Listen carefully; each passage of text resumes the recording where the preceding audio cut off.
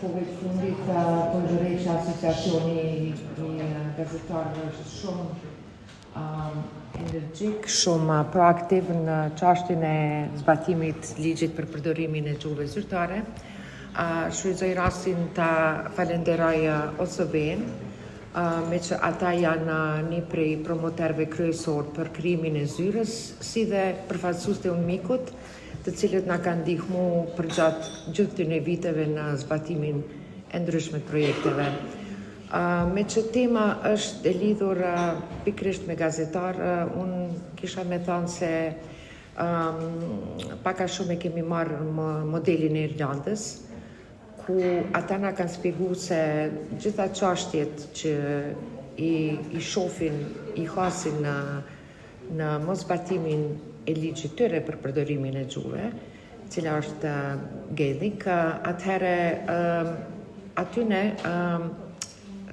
fillimisht gazetarët kanë qenë ata që kanë ndihmu mas shumë në promovimin, sinjalizimin, ku ka gabime, ku ka shkelje të ligjit. Atëherë, pak a shumë edhe ne e kemi bërë të njëjtën, me që fillimisht kemi bërë një takim me gazetar, por në të njëjtën kohë edhe na kanë vërshu shumë ankesa lidhur me ligjin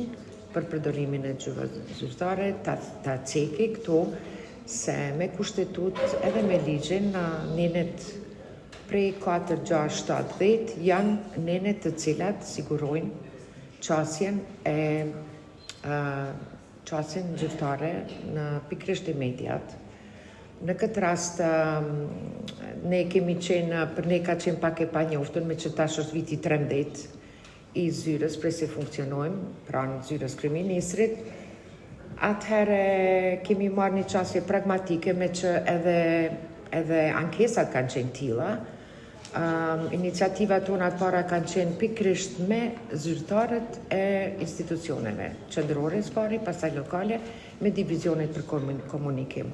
Ku kemi shpjegu qartë se të gjitha ftesat për media, konferencat, përkthimet duhen të sigurohen edhe për gazetarët jo shqiptar. Në këtë rast për gazetarët serb, turq, bosnjak, rom e të tjerë. Dhe kështu kemi fillu punën.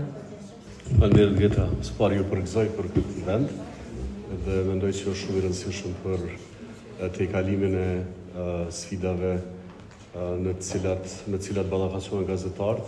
dhe gazetarët e komuniteteve jo shumicë. Mendoj që media do të funksiononte shumë më mirë atëherë kur gazetarët do të bashkëpunonin pavarësisht prej përkatësisë etnike dhe gjuhës dhe tejkalimi i këtyre barrierave natyrisht që mundson një ambient më të mirë, një klim më të mirë për funksionimin e mediave dhe bashkëpunimin e gazetarëve. Ka shumë projekte. Mirë po unë do të veçoja projektin të cilën e kemi fillu ka herë tash, është që nga viti 2017, në anglisht është Media Fellowship Program, e cili për bazë ka marrë një grup, çfarë do të qoftaj, një alumni prej një komuniteti, këtë rast prej gazetarëve, dhe i cili ka funksionu për mrekulli domethënë për gjatë viteve. Flasim tani për mbi 24 gazetar që vinë nga komunitetet e ndryshme, të cilët kanë marrë pjesë në programin tonë të Media Fellowship dhe të cilët qëllimi primar ka qenë që të njoftohen përse afërmi, edhe mos ta harroj që intenca ka qenë që këta të jenë shumica të rinj, gazetarë të rinj, edhe të mësojnë prej seniorëve, të mësojnë prej kryeredaktorëve, prej redaktorëve, të cilët punojnë në media, punojnë gjatë në media dhe natyrisht që të marrin njohurit elementare rreth asaj se si funksionon media, se si funksionojnë institucionet e mediave, natyrisht në një kontekst ku gazetarët nga komunitetet e ndryshme bashkëpunojnë, ndërveprojnë edhe pasi të kryhet programi. Programi zakonisht është 3 ditor në 2 faza, një fazë në pranverë dhe një fazë në vjeshtë, ku në pjesën e parë gazetarët vizitojnë institucionet e medias në Kosovë, pastaj vizitojnë institucionet medias edhe në Beograd, në Podgoricë dhe në Tiranë. Do thënë është një xhiro në për rajon, ku takohen me përfaqësues të institucioneve relevante të medias edhe në takohen me gazetar, me redaktor, me kolegë tyre, prej cilëve marrin informata se si funksionojnë institucionet e medias, ta kanë një, si të them, ide se si funksionon mirëfilli gazetaria, se çfarë përgjegjësish kanë institucionet karshi gazetarëve për t'ju mundësu atyre që të bashkëpunojnë edhe të ndërveprojnë. Mendoj që ky ka qenë një prej atyre si të them flagships, aktiviteteve apo projekteve kryesore, përmes cilës është të i kalu kjo që thonë bridging ethnic divide. Edhe natyrisht edhe si vjet do ta mbajmë një pjesë të këtij programi në fillim të qershorit, duke synuar që të vazhdojmë të angazhohemi edhe në për projekte dhe aktivitete tjera që kanë për synim ndërveprimin e mediave dhe gazetarëve të komunitetit shumicë me ata jo shumicë. Bashkëpunimi në këtë fushën tonë të gazetarisë shkon për te i gjuhës. Do thotë ne e kemi një sektor shumë vibrant të lloj-llojshëm, me media cilat janë profesionale, që janë ma pak profesionale, që mund t'i rangojmë, themi, në një shkallshmëri të ndryshme, sikur shqiptare, sikur serbe edhe të komuniteteve tjera, dhe them ai komunikimi më original, kështu më genuine, lidhet kryesisht me gjuhën e gazetarisë, me atë profesionalizmin, me ato aspektet etike në të cilat ne e gjejmë njëri tjetrin edhe ndihemi të barabartë. Pra, unë e kam pas rastin do thotë jo vetëm në këshill, por edhe në këtë përvojën time shumë gjatë të gazetarisë, të komunikoj me gazetarë të komuniteteve të ndryshme dhe çdo herë e kam gjetë veten shumë të afërt me ata cilët i respektojnë ato parime etike, cilat i respekton edhe mediumi politikën redaktuese të cilit tani unë udhëheq. Dhe pikrisht edhe në Këshillin e mediave të shkruara është ky aspekt i cili na bën neve bashk që të mos dallojmë njëri me tjetrin. Tani ekziston aspekti gjuhësor ku ne mirremi vesh qoftë në gjuhën angleze, qoftë në gjuhën serbe kush e din, apo në gjuhën shqipe nëse edhe gazetarët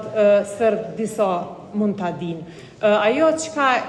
është shumë evidente është që gjeneratat e reja më pak e din gjuhën serbe ose dhe serb gjuhën shqipe,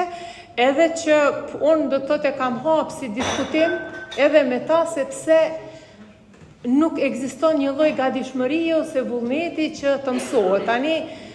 ka pasur kurse, nduket edhe OSB-ja ka pas kurse të gazetarëve që ta mësojnë qoftë shqiptar gjuhën serbe ose serb, kryesisht në këto dy komunitete gjuhën, dhe ka pasur interesim, megjithatë kur nuk e përdor për çdo ditë, ajo mandej bëhet pak problematike.